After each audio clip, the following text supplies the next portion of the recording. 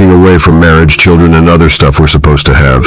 What does it mean to truly live an authentic life? In today's world, we are constantly bombarded with messages about what we should do, what goals we're supposed to achieve, and which boxes we need to check off to be considered successful, happy, or normal. Marriage, a house with a white picket fence, 2.5 kids. This is often presented as the default life path. But is it the right path for everyone? In this video, we'll dive deeper into examining social norms and conventions, questioning if they truly serve our well-being and fulfillment.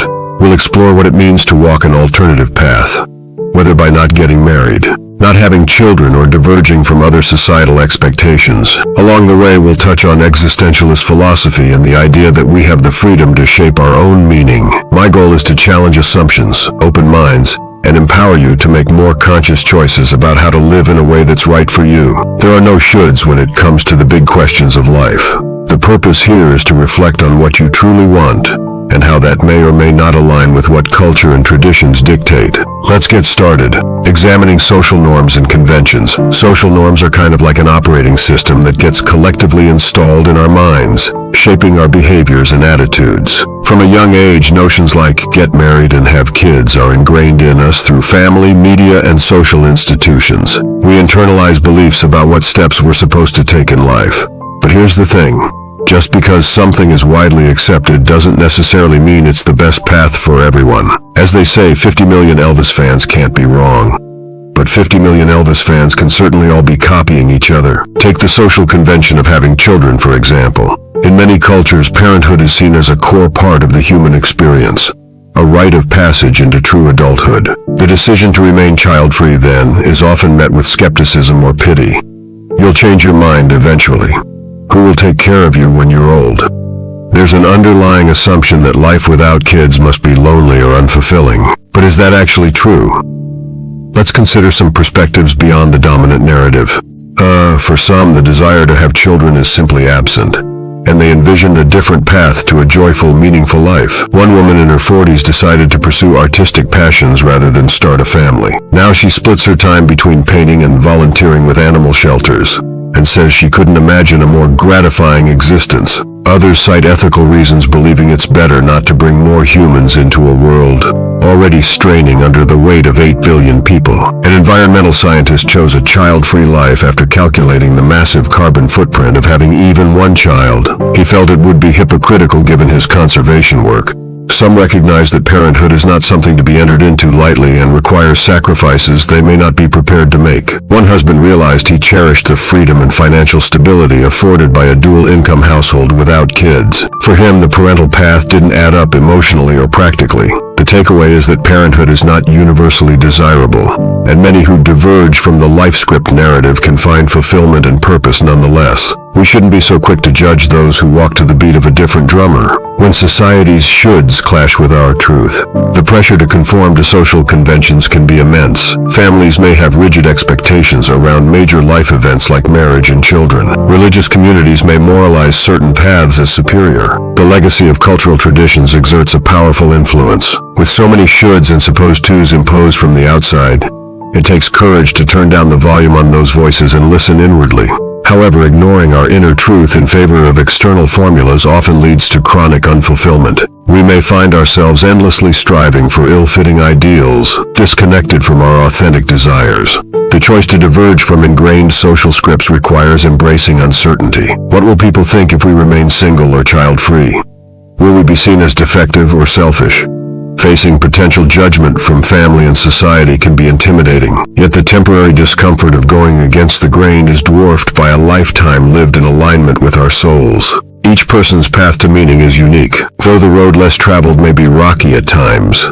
Staying true to oneself is the surest route to peace and purpose. When traditional structures no longer fit, for some, following conventions like marriage makes sense for a period of time. However, life brings many changes. The structures that once supported growth can become rigid limitations. Consider the parent who stayed home to raise children, then found herself unsure of her identity post-divorce, or the high-powered couple whose work-centric lives left little room for intimacy, or the widower who realized it was time to create new social connections.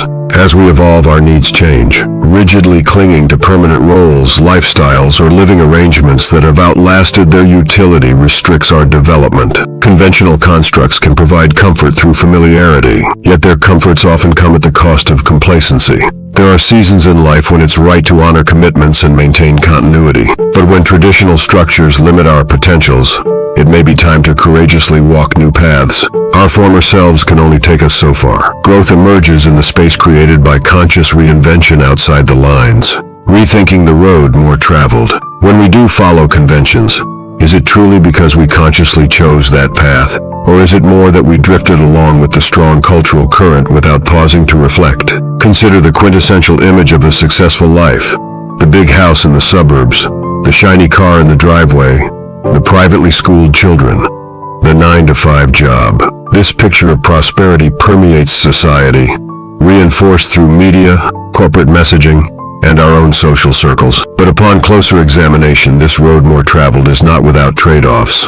The big house comes with a massive mortgage and maintenance costs, requiring long work hours to service debt rather than spend time with family. The nice car and consumer lifestyle necessitate constant hustle to earn more at unfulfilling jobs, providing only superficial rewards. Privately schooled kids are sheltered from the diversity of the real world, pressured to get top marks but not taught how to think critically. The 9-to-5 means giving the best hours of your day to an employer whose values may not align with your own. This doesn't mean material success or conventional structures like marriage must be avoided, but it's worth questioning if they actually add substance or simply keep the wheel spinning. Do they serve your values or distract from them? One man realized his stressful 80-hour work weeks provided the trappings of success but prevented him from being present with his kids. Downsizing to a smaller home allowed him to switch careers and devote more time to family, the thing that really mattered. The enduring happiness from that choice outweighed giving up some societally valued status symbols, freedom to write our own story. Rather than following scripts handed down by others, we have the power to author our own life stories. Existentialist thinking challenges external sources that purport to know the aim or purpose of our existence. Instead of predefined meanings, we're free to shape our own essence. An existentialist lens puts the focus back on our individual agency to make authentic choices that honor our inner compass. We take responsibility for giving our lives meaning through our actions, values, and contributions. This liberating perspective allows us to meet societal expectations with more conscious intention. We can critically examine directions advocated by family, institutions, or culture, and decide which resonate internally rather than blindly conform. We can press pause on life's autopilot and redirect towards paths aligned with who we're becoming. One woman's purpose was always to uplift and empower others. Though she felt pressure to marry young like her sisters, deep down she knew her calling was different. Trusting her instincts led her to a career counseling vulnerable youth. She built a community family of close friends who understood her. Now in her 50s, she's proudly walked her own unconventional road.